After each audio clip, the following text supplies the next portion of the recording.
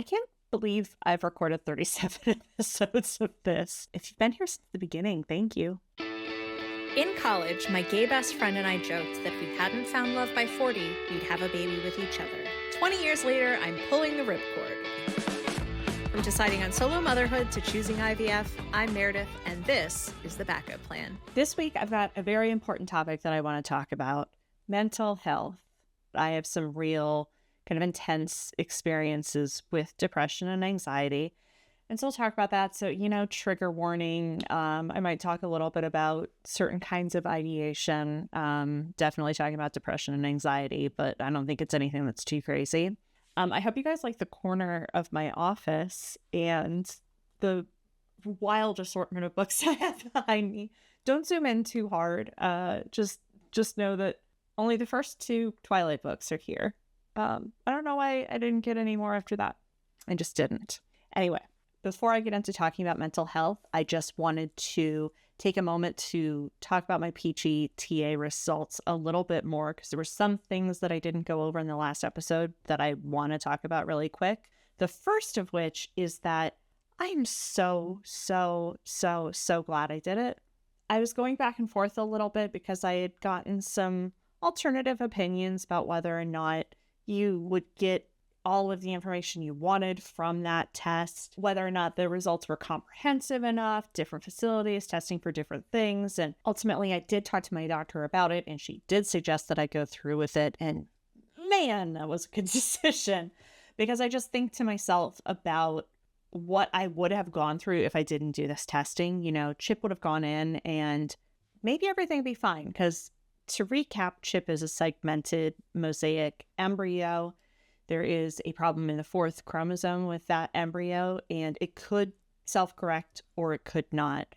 But that second embryo is definitely not good. And I cannot imagine implanting that one and having a miscarriage, or, having it not implant at all. I mean, look, if it didn't implant, that's the best case scenario. Miscarriage would kind of suck, but having it develop to any kind of stage and having to either make a decision or having it just fail to thrive in any way, shape, or form, and then having to have any kind of procedure, whatever, this was the way to go, just to know that it wasn't viable and it wasn't going to work. So I will 100% be doing PGT-A testing again. And that brings me to the next point that I wanted to bring up. I am going to be talking to a genetic counselor about my embryos. And at that point, we're just going to do every embryo at once down the line, rather than talking to somebody about Chip now, waiting, and then having another appointment. I just feel like I would like to close this chapter of egg retrieval first, and then know where I'm at before I move on to implantation stages. And also, honestly, it's just kind of economical. I would rather have one appointment to learn about a couple of embryos rather than 2 different appointments to learn about one and then a couple more. And that's silly. So I do still want to do my blast shower. I do still want to do the sex reveal of all of the embryos at once. We're just going to do it a little bit later. And nobody knows the sex of Chip at the moment. Chip is just my amorphous little teacup. So let's talk about depression and anxiety. I wanted to bring this up this week because I had my first appointment with a perinatal psychiatrist. And I'll get into what that is and why that's necessary. But in order for you to know why I wanted to make an appointment with somebody about this, I think it's kind of important that you know about my background. I don't have any qualms about talking about my depression and anxiety. It hasn't been something that I've been afraid to share. I have no problem talking to people about the medication that I'm on, and I know it is difficult for some people. So if I don't have a problem with it, I might as well share with the world so that, I don't know, maybe it's helpful for other people who are a little bit more nervous about sharing that information. So here it is, my gift to you. I don't remember a time that I wasn't depressed. I don't remember a time that I didn't have anxiety. There were times when I didn't know what depression and anxiety were, And so I didn't know that I had it, but I was aware of the feelings that I felt. I guess I thought they were normal. I mean, like, we're talking about going back to 2, 3, 4 years old. It was just sort of a rain cloud, kind of like just a little cloud that followed me around all the time. When I have been honest and frank with my parents, like I can remember in particular with my dad, talking to him about it, and he would just say, you know, don't be sad, just be happy. It's like, would that it was that easy. It wasn't until a quote that I read from Gird Your Loins, J.K. Rowling. We're going to separate the art from the artist here, or the depression from the turf, as it were, because this thing that she said stuck out to me, and I just want to read this quote. Depression is the most unpleasant thing I've ever experienced. It is that absence of being able to envisage that you will ever be cheerful again. The absence of hope, that very deadened feeling, which is so very different from feeling sad. And that was something I think that I felt as a teenager that I couldn't express. And I don't even know that I had the language to express it.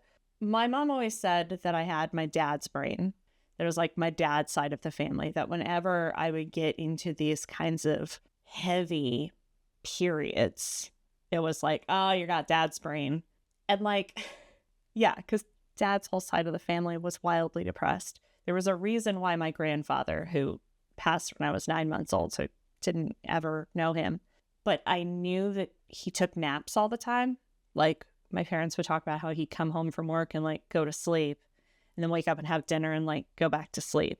That's depression. I know when I'm really bad, it's a trait that I have. It's a behavior that I participate in where I just sleep a lot. I experienced depression as a kid. I remember I have this very vivid memory of being like 7 or 8 and sitting in the front seat of our Ford Aerostar in our driveway and staring at the light on our garage. And it was raining. And it was raining really hard, and the water was coming down the windshield. And I just remember focusing in on this lamp and thinking to myself, what would it feel like to not exist? I'm not talking about looking for ways to off myself when I was 8 years old. It's not that at all. But it was this feeling of like, I don't know, I would just get very existential. And those aren't normal feelings for a kid to have, from what I understand. And I would get really, really heavy anxiety about doing the smallest little thing wrong. Now, my mom was raised Catholic and raised me with like eldest daughter expectations. And, you know, I wasn't raised Catholic, but I was raised with the guilt. If I did the slightest little thing wrong, if I uttered a bad word, if I got a C on a test, I would have this anxiety that would like eat at me. And like, it would just tear me up inside. My stomach was always a mess as a kid.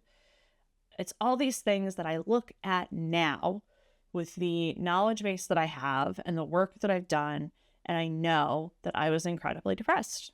It got worse as a teenager, but then my mom blamed being a teenager on it, which was really frustrating because it's like I couldn't control that. And you know what else you can't control? Brain chemicals. And that was really what was going on. And puberty probably enhanced it, sure, but it was something I couldn't help. It's something that's always been a part of me, and it's something that I needed help with, and I didn't get it for a really long time because I just thought it was something I had to muscle through. My high school boyfriend, I would say that being with him in certain scenarios was the first time that I felt like who I could be. There were these little windows and pockets of time with him that allowed me to see who I honestly and truly could be, because he kind of calmed me down. He saw me. He loved me for exactly who I was. It was a pretty heavy relationship for 17, but I was still incredibly depressed, and I self-sabotaged that. And at that point, I had gone off to college, and going off to school, being on my own was beneficial. it allowed me to be selfish, which being selfish gets a bad rap. Being selfish is great sometimes because you need to know who you are and what you want. And I don't know. I love being selfish. That period of time was really good for me because it allowed me to learn about myself. And I was still sad, but it was a great distraction. And I've had a lot of great distractions in my life, which led me to not being treated until I was in my mid-30s. Moving to Los Angeles definitely re-stimulated everything. From 2011 to 2018, I was in a constant state of instability, financial instability, social instability, romantic instability, like everything. And so it was this low-grade buzz that I constantly had of like just feeling terrible. Another like moment that I think about in terms of my Great Depression story is driving home from work, and I worked in Century City and I lived in Koreatown, and I wasn't going to take Wilshire because it was like backed up. So there's a little street just south of Wilshire and it's just stop signs the whole way. My Toyota Corolla needed brake work done, but I couldn't afford it. And every stop I came to, it's just this like squeal, squeal, squeal. And I just fixated straight ahead and like lost concept of time until I'd gotten to the end of the street. And I was like, I didn't realize I had driven that whole street. Okay. I would say drinking definitely got heavier around that time. I wouldn't say that I have been dependent on alcohol, but I would say that like, man, did I enjoy it for a while. There were a couple times I went overboard and I would stop drinking altogether for like a couple of months until I knew that I had control of myself. And I mean, my relationship with alcohol now is like 100% different. I'm not drinking because of IVF, but when I am able to, I don't, I have like a wild night out every other month, every 3 months. Otherwise it's, and maybe a glass of wine with dinner and that's it. I started therapy after a really stupid relationship. It was stupid. Like, he was one of those nice guys. I was with a guy who was like 6 or 7 years younger than me, and he had a girlfriend, and like she was moving to LA, and he was leading me on, and we were having these like heartfelt conversations. And when it ended, I was like, this is dumb. What am I doing? I should talk to somebody. I would say that I got like a therapist light at that point. She wasn't great at what she did. I just talked at her. And she never offered suggestions. She never questioned me. She just like smiled and nodded the whole time. And I was like, wow, I'm really good at therapy. I'm doing it. But there was no work was being done. But I guess it was a nice like little toe in the water. I would say that the breaking point came when I got my job at Netflix, which was in 2018. And I had spent 7 years, trying to get a job better than an assistant, hustling around doing a little side stuff, barely being able to pay my rent, just having a really tough time and feeling like I was in a space that I had fully outgrown, but I couldn't leave. And I just felt completely trapped. Again, it's that lack of hope. And I got this job at Netflix, which paid me like 3 times what I was making. I was traveling the world. I had a better title. I was working with some really cool people and I just felt really excited about it all. But it was also a wildly stressful job, a lot of pressure. I had a boss in particular that was difficult in a number of ways. It broke me, even though a lot of the stresses had left, and I felt better about myself and I felt better about my finances. I mean, at that point I was like 34 and I had 34 years of like pressure to do better, to be better, and 7 years of the LA grind, and it just hit me. I was seeing this guy. He was lovely. It was only 2 months in, so it wasn't like a relationship, but he decided to end it because he had some own personal work that he had to do, which great on him. So I wasn't like devastated by that, but it was like that happened. And then this like work pressure thing happened. It was just a perfect storm. And I was leaving work early and like crying. And I called my therapist and was like, can we talk right now? And I remember sitting on the bed in my studio because I was saving up money to buy my condo. Good financial decision, Meredith. I remember sitting on my bed in the condo crying. And I was just like, I don't know. I can't. It was just this like straw that broke the camel's back. My therapist said to me, I think it's time to start thinking about medication, which felt really heavy, but I decided it was the best course of action. At that point, I hadn't called my family in like 2 weeks. And we're talking about, I'm a person who calls my mom when she's not here like 3 or 4 times a day. So to cut off connections with people and stuff, that's another symptom of my depression. I know when I'm not talking to people that something's up. I called my mom on the way to my appointment with my GP and told her that I was going on medication. And I remember like screaming at her at one point in the car because she like wasn't hearing me. She wasn't listening. Yeah, everything just felt like noise then. It just felt so awful. I mentioned it to a coworker who sat a couple desks down from me about how I was really feeling the pressure. And I told her, I said, I think I'm going to take a week off to get the antidepressants into my system. And she said to me, we get FMLA here. We get up to 3 months off. Take it off. And I was like, wait, what? I could use that? Like I could benefit from my benefits. And so I did it because I was like, fuck all of this. This is terrible. I'm done. And yeah. So I took off 3 months from work and started antidepressants. I worked with my GP and my therapist at that time. I didn't use a psychiatrist because, in case you don't know, you go to see a therapist to talk about your problems. You can have antidepressants prescribed to you by your general, GP or general practitioner, or you can go to a psychiatrist whose whole deal is just psychiatric medication. I kind of went the path of least resistance. My therapist was really great. She suggested 3 different drugs.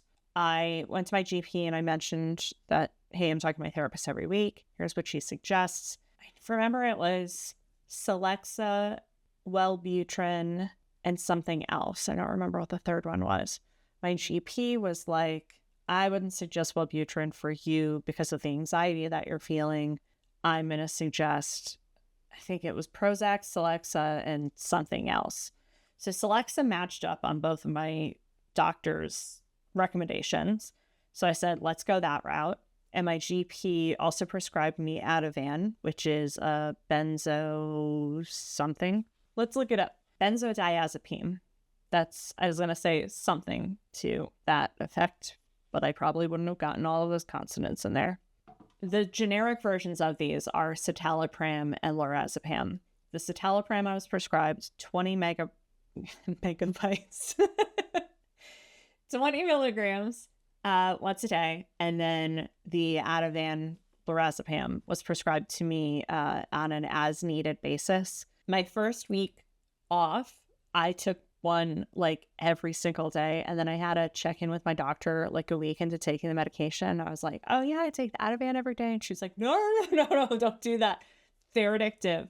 And then I realized I was very quickly like leading myself towards like a Valley of the Dolls situation. So I stopped taking it every day. But the Celexa I take every day. And I am so lucky that the first thing I tried worked. That is not the case most of the time. I know so many people who've tried so many things, and I always am like regaling people with the wonders of citalopram, but I have a couple of friends who've tried it and they're like, did not work for me at all. So it really is just a totally different story for everybody. I, for a very long time, was afraid of taking these medications because here's the thing about depression, or at least the way that I experience it. I kind of love my depression because I feel like I see a lot of the world because of it. I feel like I see more of the world because of it. I feel like I experience things on a deeper level because of my depression, that I'm able to see darks darker and brights brighter. not in a manic way, not in a bipolar sort of a situation, but just that, like, the coffee tastes richer, the grass is greener, the sky is bluer, the ocean is colder. Like, I just feel like I experience those things in a richer way. I was really afraid that taking medication was going to rob me of those experiences. I am so proud of myself for not letting that fear keep me from doing what was ultimately best for me. Because the truth is that being on this medication has not in any way changed any of that. It's just like, rather than carrying all of those feelings in my arm, they're like in a backpack. And it's like, my arms are free to do things now. I still know the depths of those feelings. I'm just not bogged down by them. And I think I feel those feelings because I have a Scorpio moon more than I'm depressed, maybe. I don't know. When I think about these feelings, I think about Anthony Bourdain, because I remember a lot of people when he passed saying, like, I can't believe he did that to himself. He was such a fortunate person. He's so privileged, got to see so much of the world. Why would you do that if you had that kind of privilege? And I was like, fuck all of you, because I saw how he saw the world. Like, when I watched him on his shows, like, I saw the way that I experienced life. I saw him doing it the same way. Like, it was like a kindred spirit, sort of like a game recognized game sort of a thing. And I get it. Like, and I haven't ever planned to do anything drastic.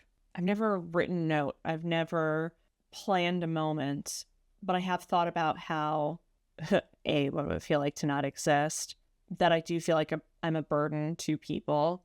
And then what I'll do, I laugh about it because, like, why not? I think about, like, how could I do it in a way that wouldn't burden people? Like, I wouldn't want anybody to have to mess with any mess, or have to see me in any state of distress or whatever. Like, how can I just disappear, basically? No, I haven't thought about that in a really long time, and really not since I've been medicated. But I've sat with it, and the sitting with it feels a little dangerous, and it feels a little like, I don't know, it just feels like the full human experience. Like, if you haven't thought something like that, have you ever really lived?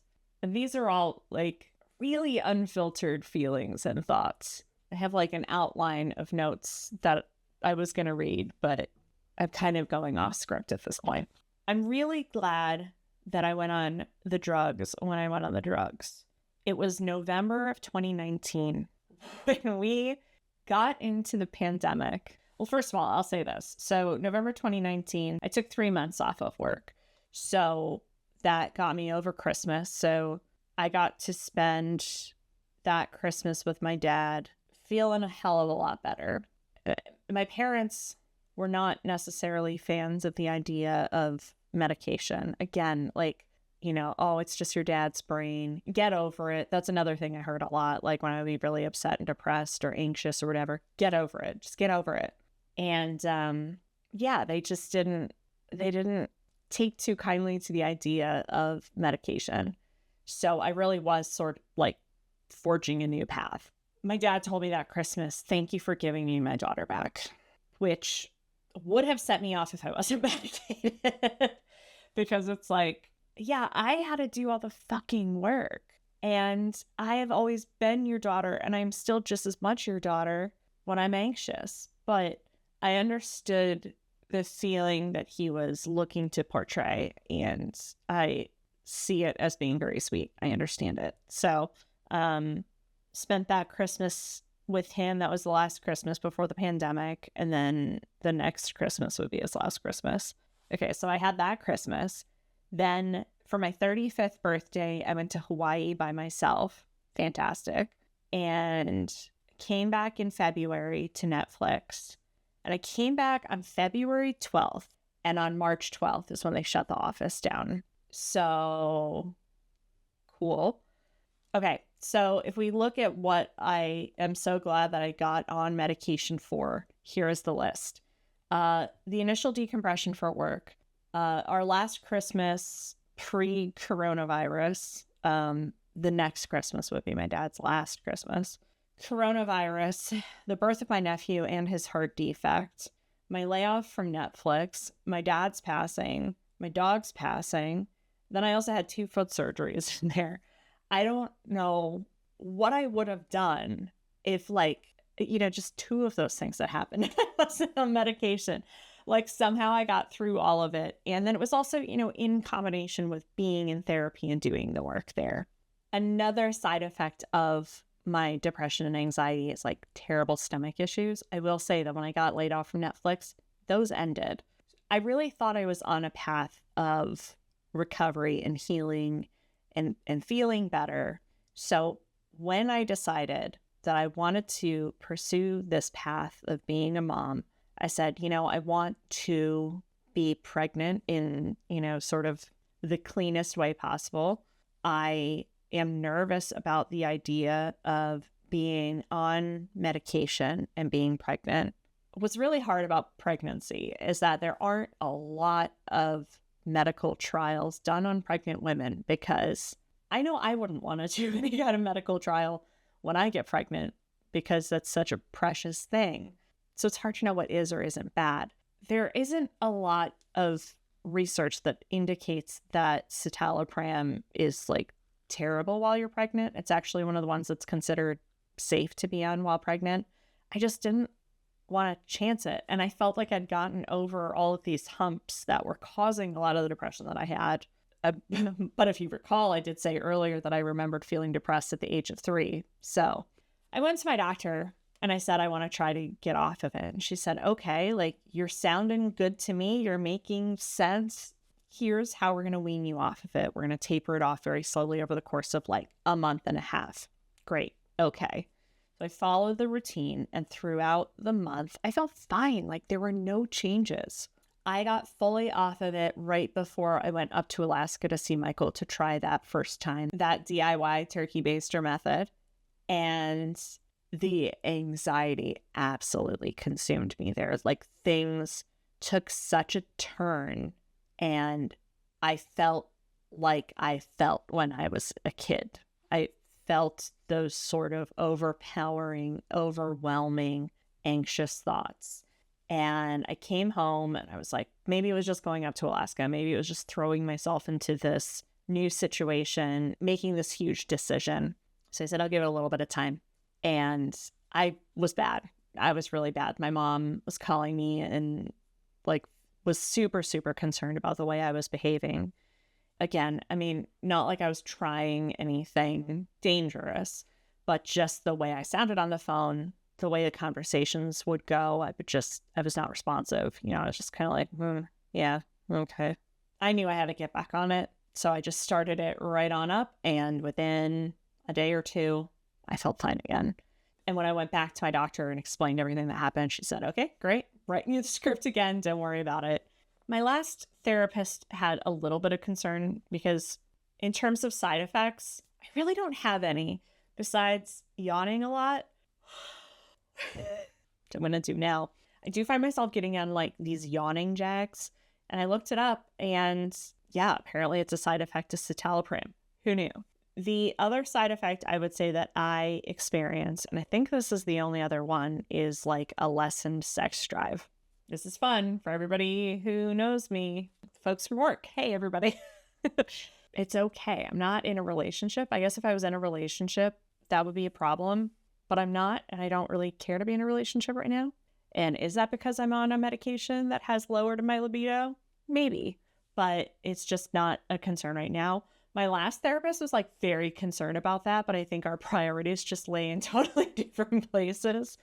But she suggested I see a psychiatrist at that point. And I was just like, because listen, if I have to trade getting like really swirly about the thought of Chris Pine with like functioning, I'll do it. I can enjoy Chris Pine in his short shorts in a non-sexual way. I mean, it's still sexual. I still get excited. It's not like dead.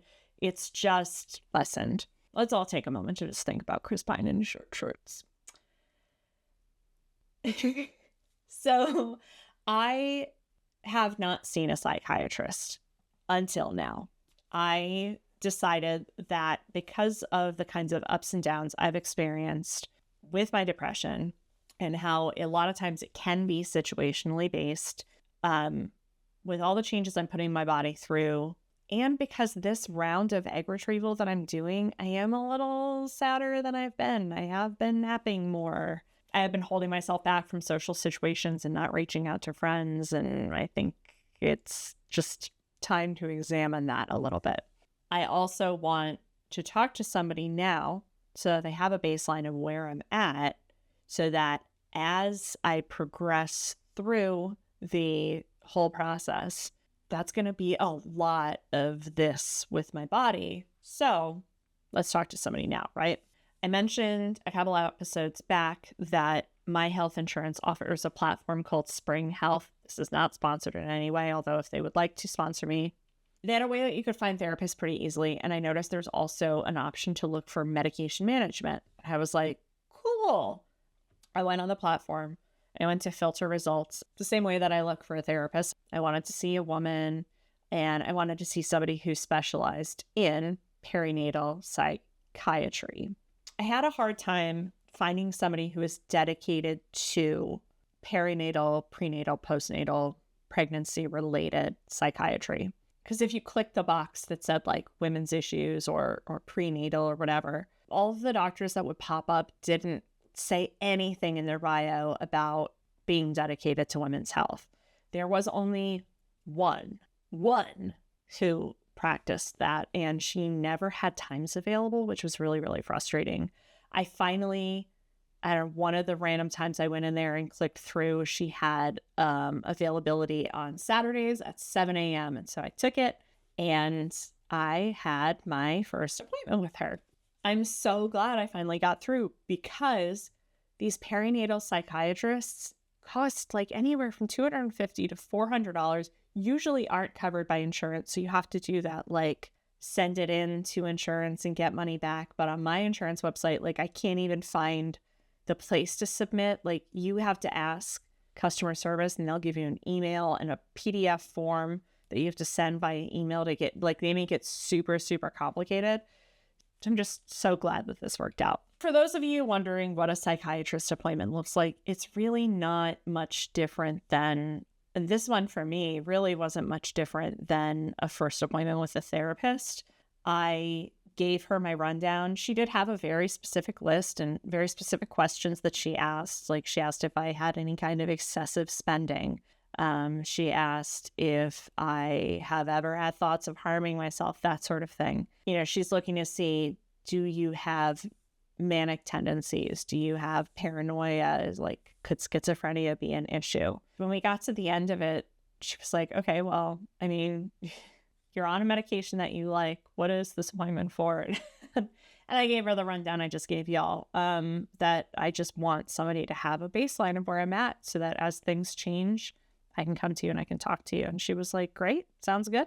Well, you've got me. Do you need another prescription for citalopram? Do you need me to write you that? I said, nope, we're good. Like, doctor's got it all filled. We're ready to go. And that was that. I'm really grateful that I've had that. And I really hope that I don't have to use her for postpartum issues. I hope that the citalopram that I'm on keeps me at this sort of homeostasis level that I'm at, and that it prevents me from having postpartum issues. We shall see. The thing I would like to end this on is, I think the way I'd like to end this episode is to share that, like, my depression is not cured.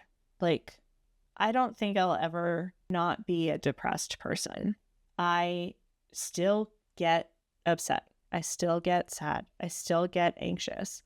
I have moments I really wish I could take that lorazepam, but you can't take that when you're trying to get pregnant.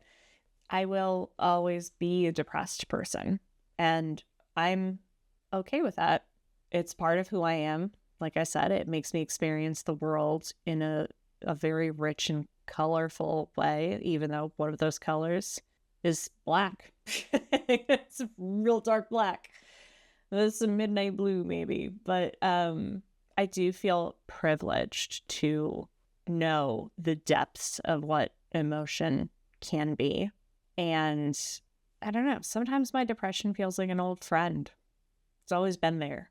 We've been through a lot together, and it is what it is. As long as it's not in the driver's seat, I'm okay. And here's a tip or two that works for me when I'm really feeling like I'm swirling down the toilet bowl. Spicy food. I think it's the capsaicin in the spicy food. Wait, let's look it up, shall we? There's research done on this. All right, it's the capsaicin, a healthcare site here. The health benefits of spicy foods. Depression. Capsaicin has been shown to work as an endorphin, Robinson says. The body produces endorphins like serotonin in response to the heat, which it mistakes for pain. This makes you feel better and decreases the risk for depression or stress. It's also an antioxidant, that capsaicin. Well, how about that? Yeah, so I'll do spicy food. I'll try to walk a little bit more. I try to spend time with friends, although sometimes that exacerbates it. But the thing that gets me through now is knowing that it's like a 2-day funk that I'm going to be in, and then it just kind of clears up a little bit. So keep a bottle of Cholula on hand and carry on, my friends.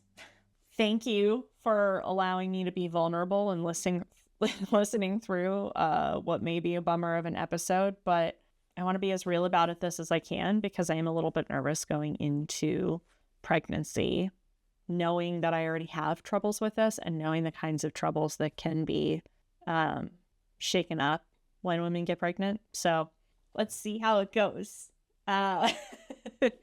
Thanks, everybody. And let's see, next week is maybe another egg retrieval. So depending on what my body wants to do, I can tell you this round of egg retrieval, in addition to making me feel a little bit more bummed, I'm already bruising more.